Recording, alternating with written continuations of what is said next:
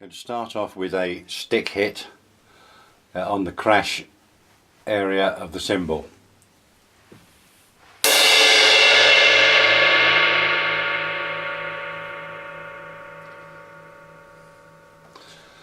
Follow that with a stick hit on the ride part of the cymbal.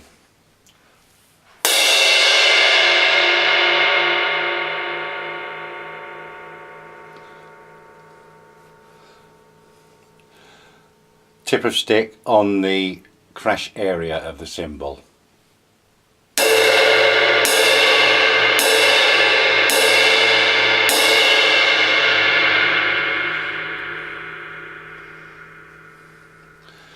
Tip of stick on the ride area of the cymbal.